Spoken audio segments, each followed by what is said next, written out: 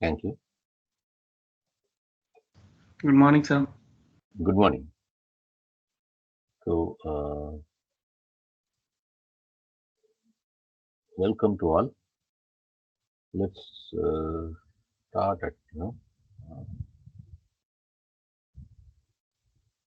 some other aspects of wing loading today. How to zoom in? Yeah,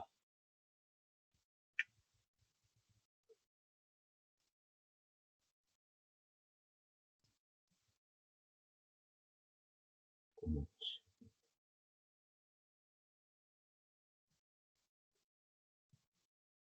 Good enough.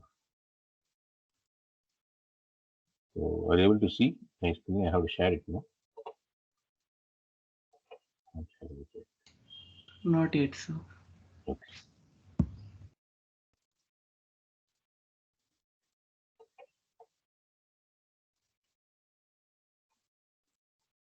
Okay. So,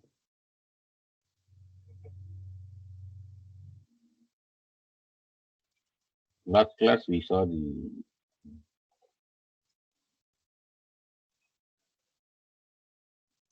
takeoff and landing curves for this one. Most important is T by W versus W by S graph. So I told you how to draw various values you draw. Okay.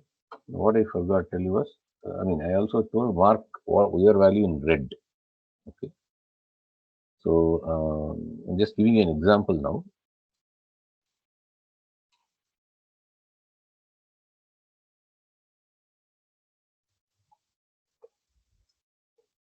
So last class we were drawing something like W, wing loading on x-axis, then T by W on y-axis. So for takeoff, you may get some flow like this. If you take say S is equal to 1,000 feet,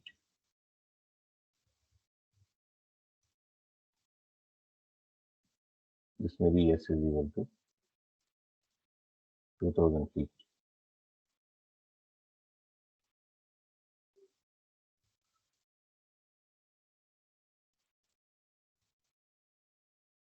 This may be S is equal to 500 feet. Let's say.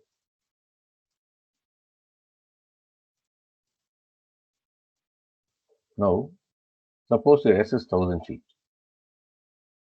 It's a constraint given to you. Say the airport is given to you, so you'll have some. Uh, you'll have some.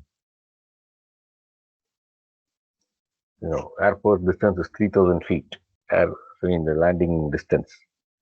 So your takeoff distance should be at least 50 to 60% of that maximum, because beyond that you'll have for safety purpose and other things, which Swaroop will enlighten us in a while. Swaroop, are you ready? Yes, sir. Okay, okay, yeah. Okay. Now, if you do this, then in this graph, for example, okay, you're plotting this graph, and in this graph, what is a feasible region? See, in your design, you cannot suppose a very hard constraint that your takeoff length cannot be more than 1,000 feet. Okay.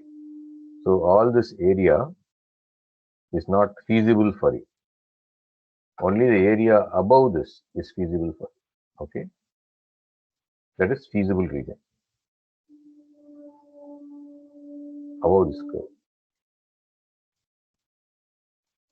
Is it clear?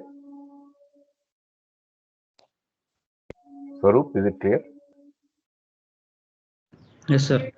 Yeah. Now Swaroop will give a short presentation. You can share your screen, Swaroop. So my presentation is on landing distance. Yeah, yeah, yeah. Uh, Okay. So takeoff. Now we're going to landing also. Landing is because in landing, if you see, there is nothing. Only wing loading will be there here. There is no connection to P by W. Okay. So in this curve, the landing will be a straight line. you have W by S equal to this value. To the left of this, less than this is okay, more than this is not okay, or something like that. To the right of this, or left of this. One of this will be a feasible region, okay, for landing curve. So don't worry about that. This is a slightly different thing. I wanted to appreciate what are the issues in landing. So you go ahead with the presentation. We'll take a diversion now. Yes, Swaroop. Yes, sir. So can you see? No. Not yet. Yeah, now we can see. Yeah. Thank you. Good. Yeah. Good morning, everyone. Today I will be presenting on the topic landing distance. To understand landing distance better, let's look into the definition. It's defined as the horizontal distance traversed by the airplane from a point on the approach path at a selected height above the landing surface to the point on the landing surface the airplane comes to a complete stop. Let's say a little deep into this definition. Understand that first we'll start with landing distance available. Landing distance available is the length of runway which is available for ground run of an airplane. Now let's assume this line to be the runway surface. By using theoretical calculations and inputting the factors involved in landing, will be obtained with calculated landing distance. Now, due to external factors and errors in calculation, we should consider a safety distance that is called the safety factor. We should add this to the calculated landing distance to get the required landing distance. And landing distance available is the whole length of the runway. Now, as specified in the definition, it says that the distance calculated from the point at which the aircraft is at a specified height. According to standard conditions, it is taken as 50 feet above the runway surface. Now, from this point to the point where the airplane lands and after the touchdown point, then to the point where the airplane comes to a complete stop. This whole horizontal distance is taken as a landing distance. Now let's look into a few flight conditions to be verified by the pilot before landing. That is at the runway threshold. At the runway threshold, the pilot should verify that the aircraft is 50 feet above the runway, and you should also verify the aircraft configurations, such as you should check if landing gears are deployed and if the flaps are deployed, etc. Then you should also verify if the approach speed is correct, because any increment in approach speed will result in increase in landing distance. And you should also verify appropriate descent rate and power setting and wings level. Any variation in any of these conditions will result in change in landing. Now let's look into a few factors which affect the landing distance.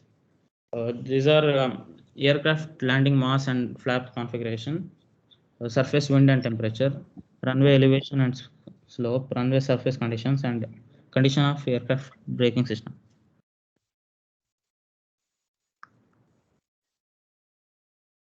With these factors,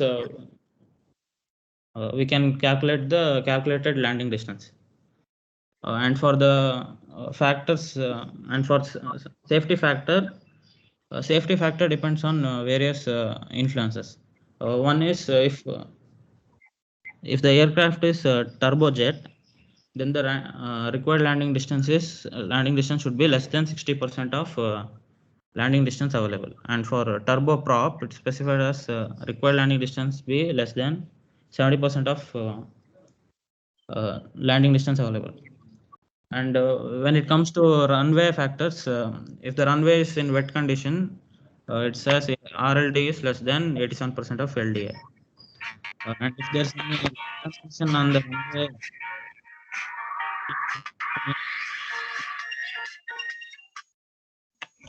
no contamination or ice contamination. It is specified in this slide. Now, the safety factor also depends on the construction of the runway. That is, for each 1% downhill slope, we should add 10% of the RLD.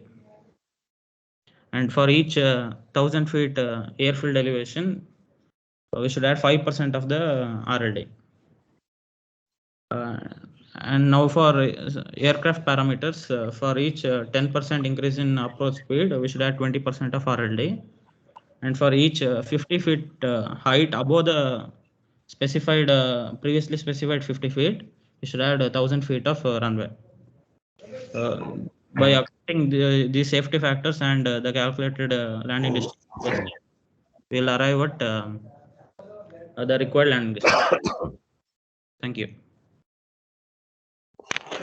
Great, Swaroop. You've done a very good job. Thank you.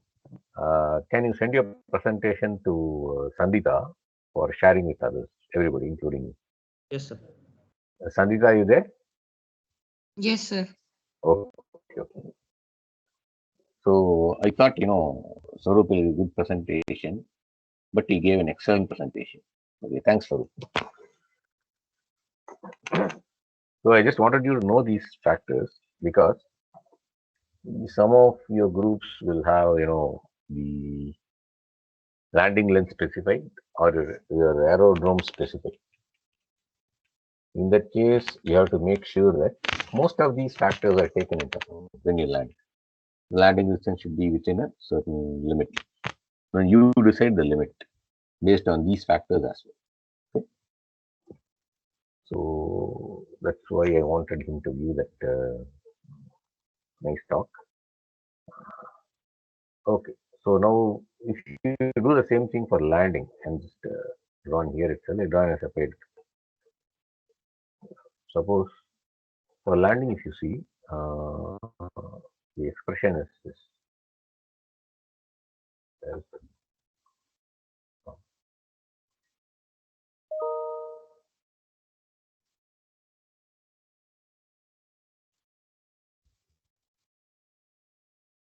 How do you make this stuff disappear?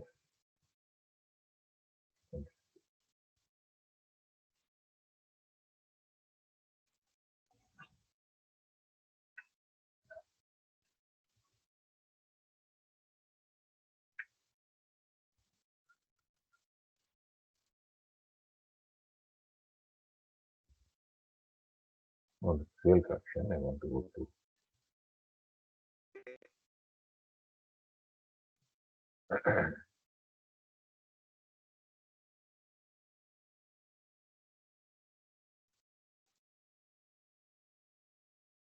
Wing loading effect on landing. If you look at the expression, the length is proportional Sir, the to. screen is not shared. Sir.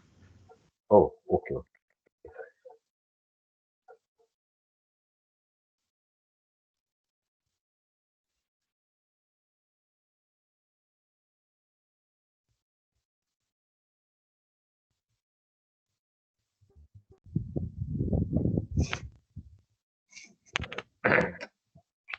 Is it visible now? Yes, sir. So, wing loading effect on landing, I was talking last class. You have something called landing parameter. It depends only on wing loading and CL max. Okay, so if you want to, show this on that curve, for example, I'm just telling you, for example,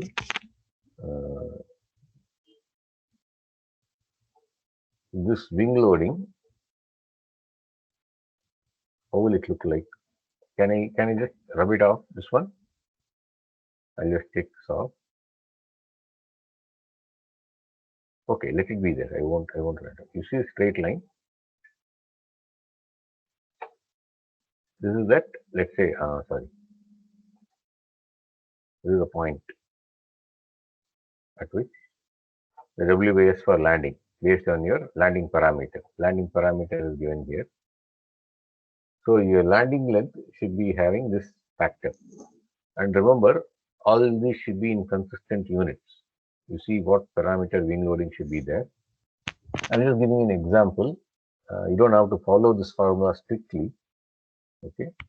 You may use other formulas also to calculate, landing distance, but you have to specify it clearly. Just to enunciate a concept, I'm using this. Now, what will happen if you increase wing loading? Landing parameter increase. So the landing length will also increase. So a longer landing length than what you want is not feasible. You don't want that. Okay. So what should you do here? What I have marked as feasible here is not feasible actually. This is not possible because the landing length will be larger than what you want based on that expression. So my feasible length to the left of this. The feasible length is to be. So everywhere to the left is feasible region. To the right, it is not feasible. Okay, I can see to the right, it is not feasible. Now you are getting the idea. Slowly you'll get the idea of what we are trying to do. Your feasible region is now below this curve and to the left of this curve. This is landing. Okay, WS landing.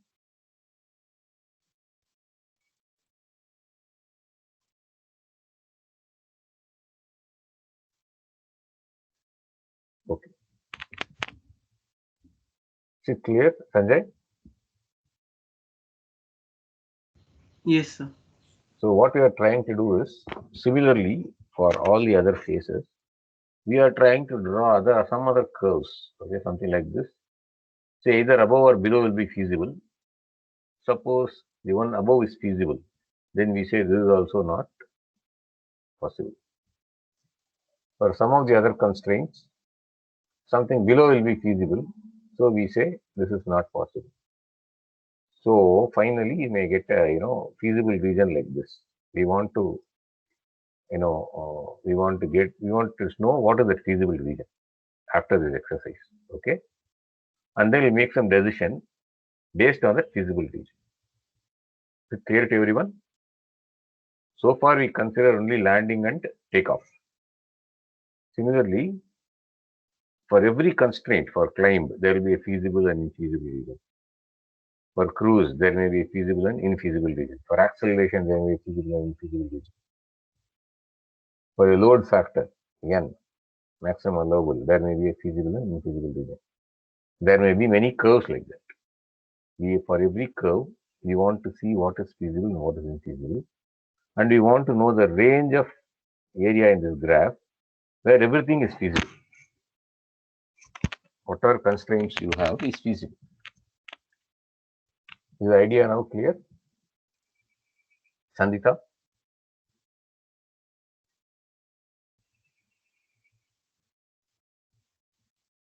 If you have doubts, you please ask. Ramanathan, is it clear?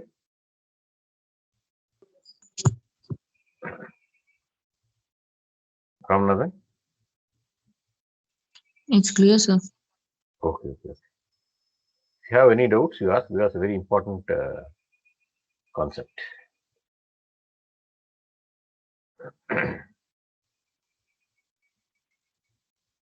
Next one is wing loading effect on climb. I'll just rub off this because if I try to put more on this, it will become just more messy. Okay.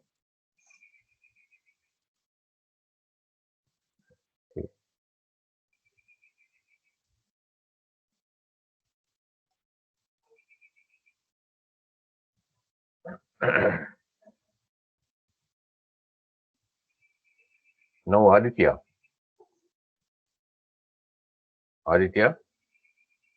Yes, sir. Share something. Just like we usually, others will share something. No, today we have to share something.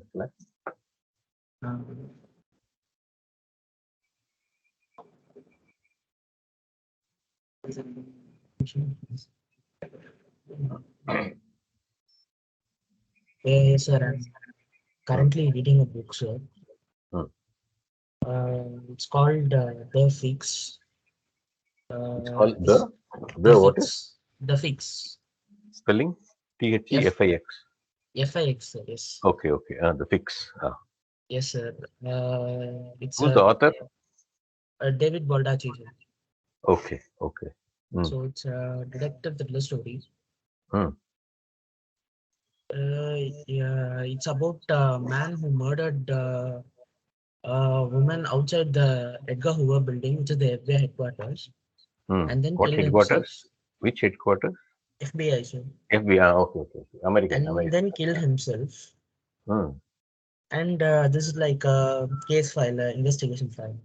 Okay, okay, okay. It's really nice. Oh, you finished reading it or in the process? I finished some 75%. Sir. Good, good. Gripping. Yeah. Fantastic. I'll keep it in mind. Hope I'll read it someday. Good. Sure. Thank you. Thank you. Okay, we'll get back to our claim. Thanks, Aditya, for the tip. So, the rate of climb of an aircraft is the vertical velocity, usually given by this dx by dt is v sine gamma. We know this already. The next expression is when you take the acceleration also into account, but usually we consider steady climb. Like it's not an accelerated climb, it's a steady climb. So this rightmost expression we won't use now.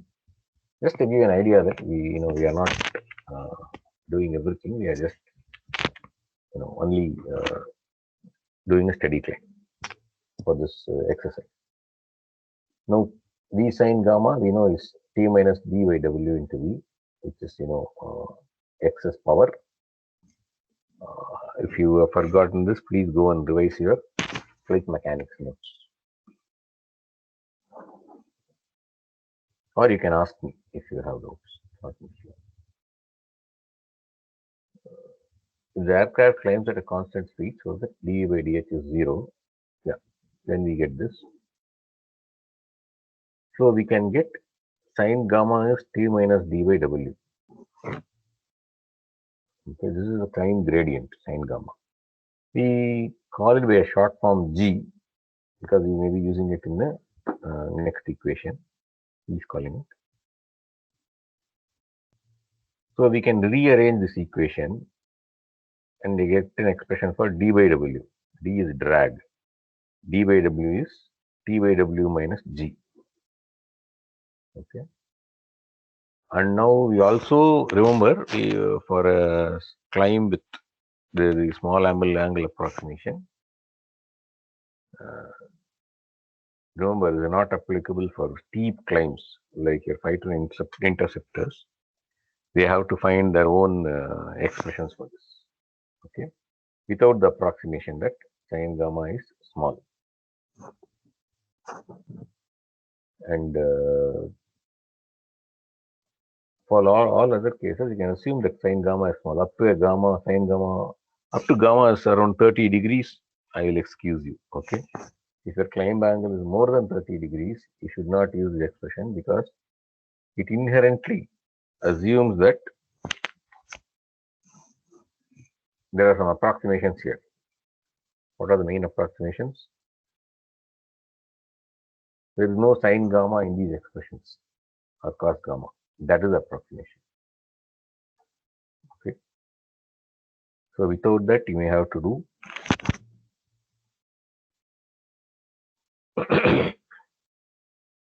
now this d by w is actually you should also know this expression.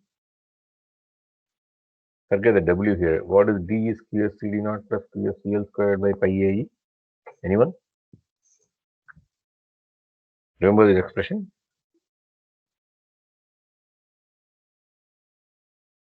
Yes, sir.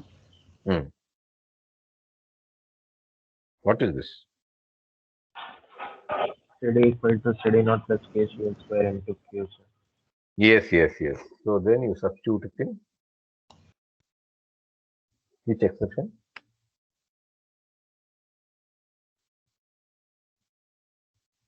Express or drag. D is equal to half rho v squared SCD. Okay. So D is half rho v squared as CD. For CD, you substitute CD naught plus KCL squared. K is 1 by pi AE. So this is actually steady state level flight equation. We are told we are approximately assuming that this is valid for climb also, which is not exactly correct. That's why the small angle assumption is invoked. Okay.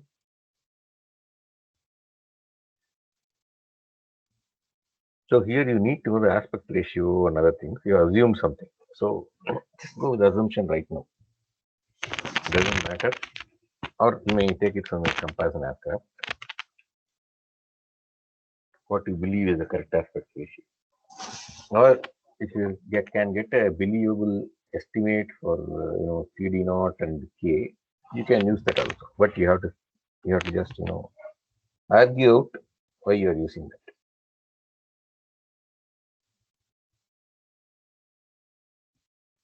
Now you see you have expression for d by w here, d by w minus g. Another one here. Just equate both. Okay. If you equate both, see here there is t by w, here there is w by s. So what do you get? You get a relationship between t by w and w by s. 311 and 313 if you equate. Left hand sides are equal, so right hand side should be equal.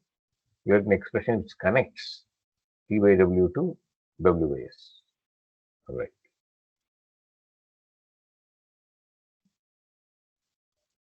So if you solve for w by s, you will have a quadratic for w by s if you do this. Okay, if you solve this. So you solve for that quadratic, minus b plus or minus root of b squared minus 4ac by 2a. You will get this expression. W by s is this t by w minus g plus or minus t by w minus g the whole squared minus 4 cd naught by pi a the whole power half by 2 by q pi a.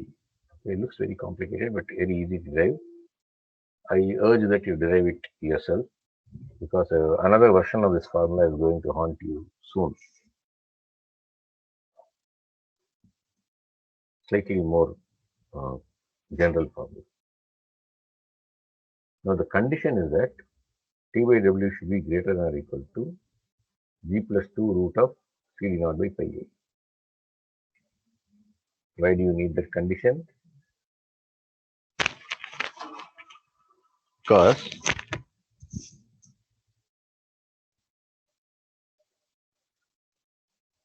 t by w, okay, if you use the expression, okay, so t by w, g is equal to p minus d by w. If you want a gamma greater than this or sine gamma greater than this, then t by w should be greater than g plus d by w. Okay. So this is approximately d by w. Make an approximation. Okay. So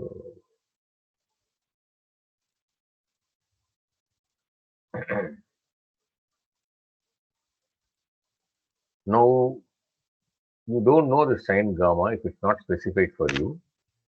So for some of you it may be specified.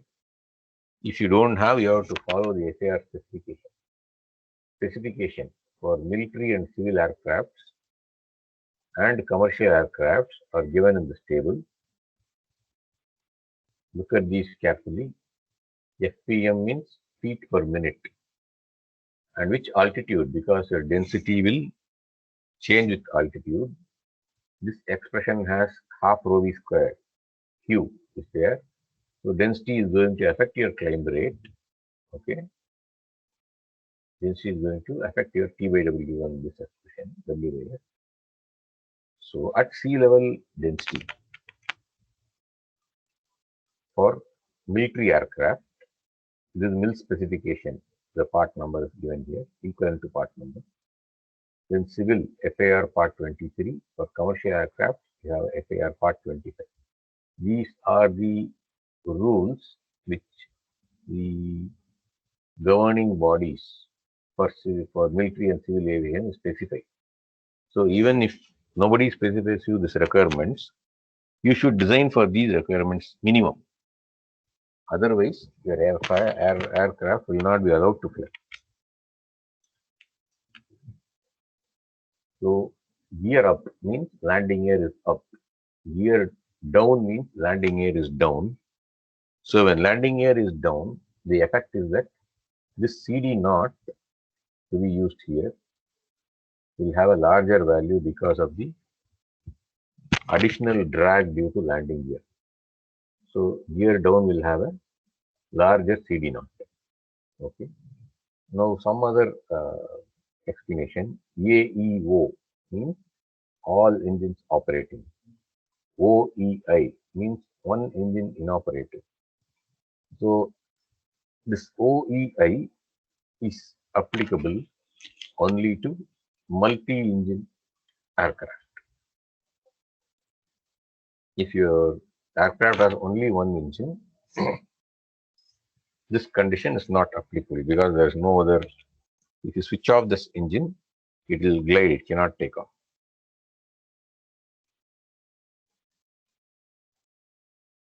On the other hand, if it has two engines and one engine fails, with the remaining engine itself, it should be able to do certain it should be able to climb to a certain height, certain specification. That is what is given as OEI. Usually, if you carry passengers, especially not the executive 5 or 6, you carry more passengers.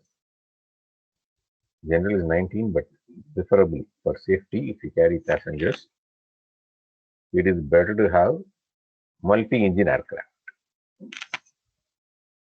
Okay. So if you have 6 engines in your aircraft, then you have to assume that only one engine fails. So this TYW is reduced by 1/6. What will be available is only 5/6 of TYW. We have 2 engines. If one engine is inoperative, you'll have only half the TYW available to use in the expression. Okay, that is the difference. Remember, CD naught will increase when landing gear is out, and when one engine is inoperative, the TYW is proportionately decrease. How much depends on how many number of engines your aircraft is having. So at this point, you generally look at your comparison aircraft and estimate roughly how many engines your aircraft is going to have. That is also necessary at this stage. So now you realize why I asked you to survey your aircraft. You can, add or remove, candidates from that aircraft as and when necessary. Okay, it's up to you. You can just stick to the same aircraft, or if you feel that when you go along the design you need a different one, you can look at other similar aircraft. So in design, nothing is fixed. When you move along, you may have to relook at many things. You may have to come back and have a relook also. So the specification for military aircraft, for fighters, interceptors, military transports also. So all engine operating, gear up is 500 feet per minute at sea level. This is the V sin gamma value. That is the vertical, the climb rate, takeoff climb rate specification. V sin gamma value. Now, another condition to be fulfilled for military aircraft is gear up. Okay, landing gear down specification not there. OEI for a multi-engine fighter aircraft, if one engine is inoperative, it should have at least 100 feet per minute climb rate at sea level. Okay, climb rate is V sin gamma. Then for civil aircraft, the difference between civil and commercial. Commercial is mostly cargo and your passengers carrying aircraft. Civil may be for other applications like agricultural and water bombing, all this stuff. So even if not specified for you, the gear up all engine operative climb rate should be 300 feet per minute at sea level at least. Okay. Then for commercial, you have to check whether gear up with one engine inoperative is 3% at VCL means your sin gamma is 3% or 0.03. The sin gamma, the G value is 0.03 at V climb. What is your climb velocity? Usually it is 1.2 times stall velocity, but not always. You may take off and then you may accelerate to a higher velocity before climb. That is also okay. Then gear down OEI. It means that when you have a landing gear down, your CD0 may increase by a certain amount. With that condition, and one engine inoperative, it means P by W has also decreased. Very critical situation. Landing gear is out and one engine also fails. Even then, a commercial aircraft should have the sin gamma or G value 0.005. Should have a climb value. It should not sink. Okay. So you have to make sure or ensure that your design, is able to satisfy these climb specifications. Okay. With this, I will stop now. Just adding a small thing. Now again on the same T by W graph or different. Take a different T by W graph. You draw T by W on y-axis, W by S on x-axis. For the climb rate, you specify. Okay. You draw a curve. It may look like this or it may look like this. I don't know. Unless you plot, you wouldn't know. Okay. So let's assume it looks like this. And this is a climb rate. I'm just plotting it for climb rate. G is equal to say 0.1. If there is a specification. Okay. I may want to do it in very strict means I'll draw it in red color. Then probably if you have lesser one, this may have a smaller climb rate.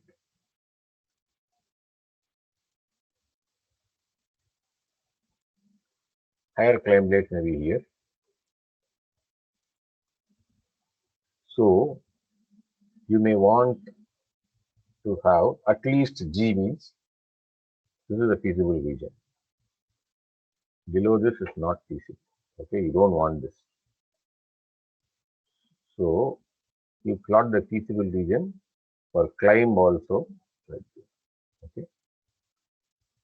I am asking you to draw some other G values also because in case you want to make some trade off on the design specifications later, this will help you.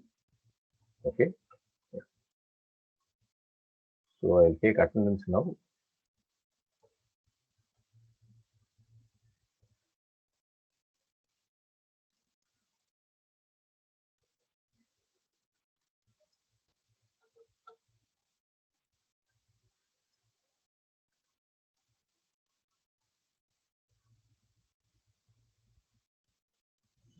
Right. All right. Now, shall we disperse or any doubts? Anyone has any doubts? You can interrupt any time if you have doubts.